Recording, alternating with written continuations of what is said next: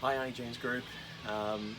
Things are going to look a little bit different at the moment, so I hope you can engage with this as best as possible.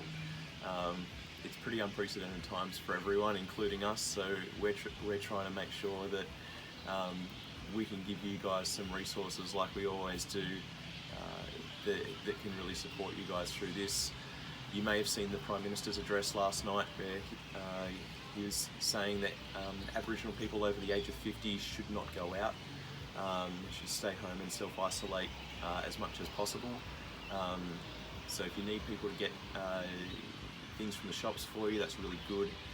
If you're struggling with that, if you don't have family or friends nearby that can do that kind of thing for you, let myself or Nikki know, or Arnie Di, and we'll see what we can organise for you. So I'm going to be doing the education sessions for you guys like I normally do. So we'll do them via video.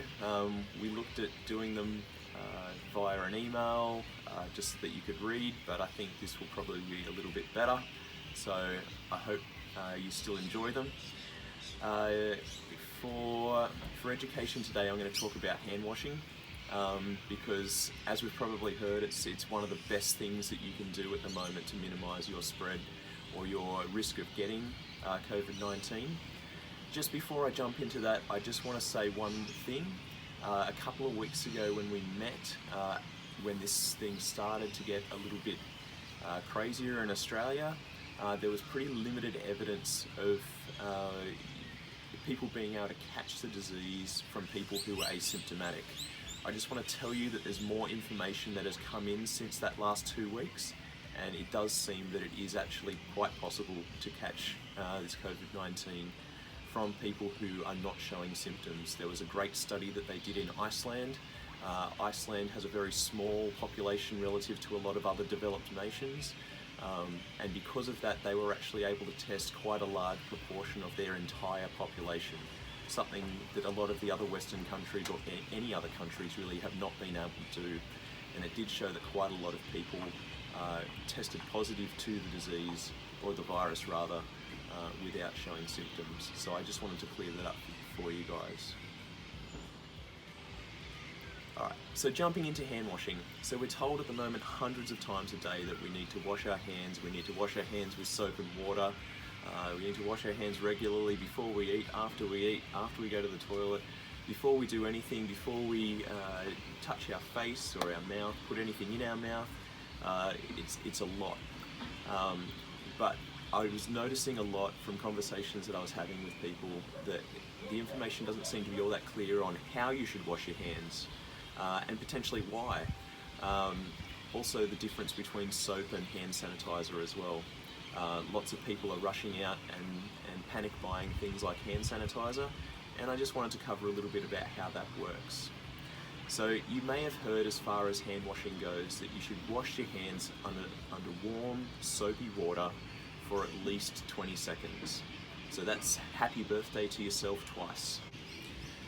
So this is a picture of one of the diagrams that have been put out by the government that give you a bit of a few pictures on how to wash your hands, but I'll talk you through the process anyway. So the first thing you want to do is wet your hands with warm water if possible. If you don't have warm water available to you, then cold water is fine, but warm water is better. The next thing you want to do is put some soap in your hand. Liquid soap is great, but any soap will do. Whether it's a bar, you can use shampoo, you can use dishwashing detergent.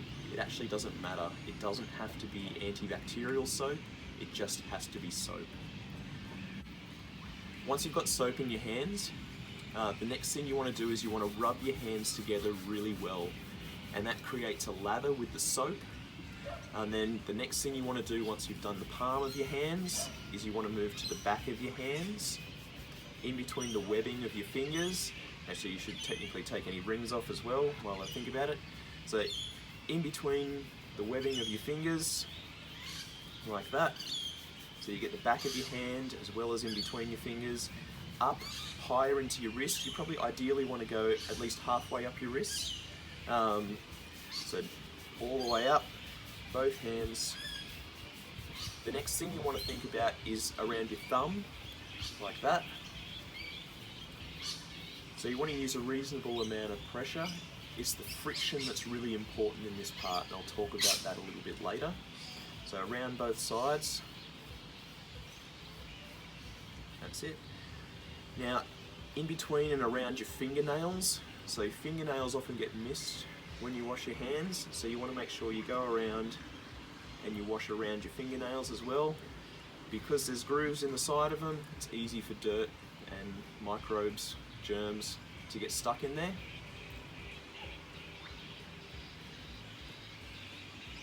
Alright, so once you've done that for a full 20 seconds, then it's time to rinse off your hands. It's really important that you rinse your hands off under running water, if at all possible. There may be some circumstances where that can't happen, but I can't imagine that would be very often. But running water will take anything that you've all of a sudden got off your hands and take it away, rather than just putting it in a bowl where it can just float around and potentially get back on your hands before you take it off. The final step is one that a lot of people tend to miss, and that's drying your hands. You should dry your hands with either disposable paper towel, particularly if you're out and about, or if you're at home, a regular towel will do. Drying your hands is really important, because when your hands are wet, they tend to pick up dirt and other germs in the air a lot easier than they would if they were dry. Also too, you don't want to wipe your hands on your clothes. So if you spend all this time washing your hands really well, particularly if you're out in the shops, and then you go and wipe your hands on your clothes, you don't know what you may have picked up on your clothes while you've been out and about. So either disposable paper towel or towel if you're at home is fine, but make sure you dry your hands. So that brings me to the next bit. What's better, soap or sanitizer? So both are really, really good, and both are really handy to have. Sanitizer is exceptionally effective at killing the virus. It does kill both the influenza virus and COVID-19. And the hand washing technique that I showed you just before is the same that you would use for the sanitizer. The only difference is you obviously don't have to dry your hands because the sanitizer evaporates. So sanitizer needs to be at least 60% alcohol to be effective, and the way that it works is as you're rubbing your hands together, the alcohol in it kills the virus by breaking down the cell walls of it. So the alcohol breaks down the cell wall and kills the virus, and that happens while you're rubbing your hands together. So that's really, really effective. Sanitizer is also really, really great when you're out and about, either out the shops or in the car or anything. As I said, at the moment the updated information is for you guys to, as much as you possibly can, not to leave the house. But if you had to, or if you're telling your family or other people that you know about this, if they're out and about, sanitizer is great because you may not have access to water, and so you can keep it in the car. You can use it as you go shopping, and that's a really, really great way to keep your hands clean. But you might be surprised to know, and a lot of people have been surprised to know, that actually soap is more effective in a lot of ways than sanitizer. One of the reasons for that is that soap is able to penetrate dirt and oils, whereas sanitizer is not. So if you actually have dirty hands, or if you've cleaned up a grandchild's nose or something, you might have a bit of mucus on your nose. Sanitizer doesn't get rid of that, it doesn't break it down, and if there's bits of virus or germs underneath that, the sanitizer actually may not kill that virus, whereas soap will. Anytime you have any sort of dirt or soiling on your hands, soap is actually the best thing to use. Another advantage of soap is that you can actually see as you lather it up where you've covered on your hands, and so you can actually see if you've missed anywhere. The other thing that you can find too is that soap also kills the virus, and a lot of people don't realise that. A lot of people think soap is just purely for cleaning your hands and washing things off your hands, but soap will actually kill the virus. Soap is a special molecule that has one end that attaches to water and one end that attaches to fat, and the walls of viruses are made up of fat, and so as you rub your hands together, those molecules bind to the cell walls of the virus, and they pull them apart, killing it as you move your hands over each other. And that's why I said the friction from rubbing your hands together is really important. On that, when you use soap as opposed to sanitizer, because you're trying to get a lather, you actually rub your hands together more vigorously and more effectively. So that actually works a little better as well. The other thing that soap does that sanitizer doesn't do quite well is sanitizer, while I said will kill COVID-19, it will kill the influenza virus, but for viruses such as norovirus or food poisoning virus or gastrobug, those viruses have thicker shells on them, and the sanitizer can't break that down, but soap can. So soap's a little bit better for that. So if you're out and about, sanitizer's great. But if you're at home, there's no need to use a lot of sanitizer. It's pretty hard to find at the moment, and soap is just as, if not more effective and more convenient to use at home. And you certainly don't need to use both. So the last thing that I wanted to say on this is that you actually can't catch anything from the virus being on your hands. So if I was to shake hands with someone who had the virus on their hands, I would have the virus on my hand, but it's important to know that I actually can't catch that unless I then touch my face. So the virus can enter via your eyes, your nose, or your mouth. And so one of the things that is really important during this time, and it's important every time, but it's especially important at the moment, is to try and limit the amount of times that you touch your face. It's really difficult because we do it so many times through the day without even thinking about it.